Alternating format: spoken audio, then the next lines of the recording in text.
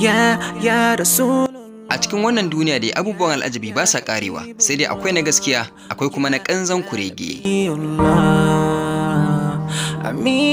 Babban malamin addini na Darikar Tijjaniyya, Shek Dahiru Bauchi, ya tabbatar da cewa cikin sauƙin sauƙaƙawa, aljanu har miliyan 3,000 sun shiga Darikar Tijjaniyya. Lallai wannan fushi ake kira babban goro sai magogin ƙarfe.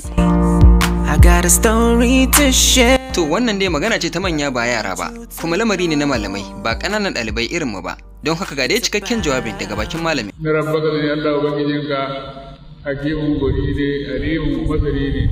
Mutane da aljanu suna saduwa. Aljanu dai mutane ba sa ganin su, amma akwai mutanen da Allah zai ba su dama su ga aljanu har su yi magana da su. Kuma yadda shedanun aljanu suke tare da shedanun mutane, haka yanzu aljanu su ma muminansu suna tare da muminan mutane. Yanzu abin da muke da shi a halin yanzu aljanu wanda suka shiga Darikar Tijjaniyya muna da miliyan 3,000.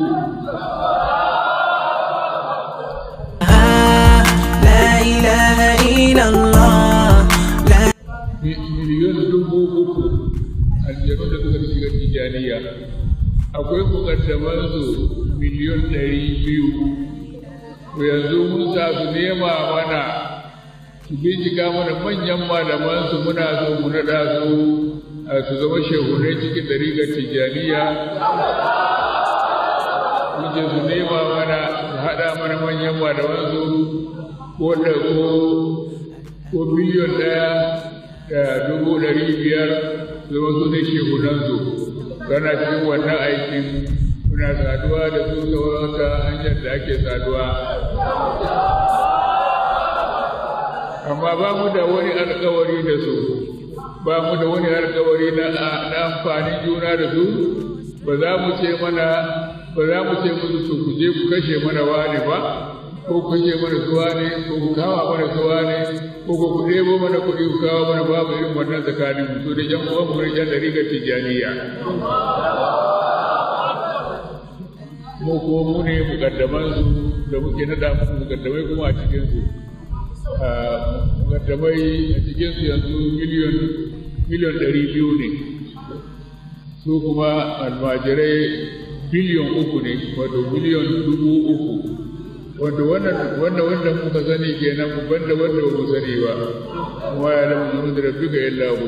Kuma ba mu da wani alƙawari kamar yadda na faɗa da farko, ba mu da wani alƙawari da su zo su yi mana wani abu na hucewa ko kuma na a kashe mana makiya ko a kawo mana kuɗaɗe. A duk babu wannan. Mu da yan uwan mu ne muna jin daɗin zama muna da yan uwa aljanu, su kuma suna da daɗi, suna da yan uwansu mutane. Amma yan uwa suna kawo shawara irin wannan shawarar ko za a gyara ne gaba. Gyara wato ya kamata mu gayyace su su duba yadda za su taimaka mana. Su yi mana maganin masu zagin waliyai, masu kafirta musulmi. Wanda yanzu ba mu yi ba, su yi mana maganin masu boko haramun.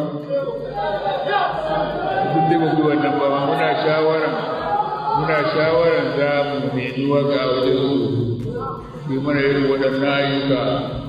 Abubuwan da yan boko haramun suke wa musulmi suna kakkace suna kore gidajensu nan, ya kamata aljanu su sa hannu su taimaka a cikin wannan. Da kuma kama mutane da ake ana kidnapping, idan an kama ɗan Tijjaniyya aljanu su taimaka su karɓo shi. Idan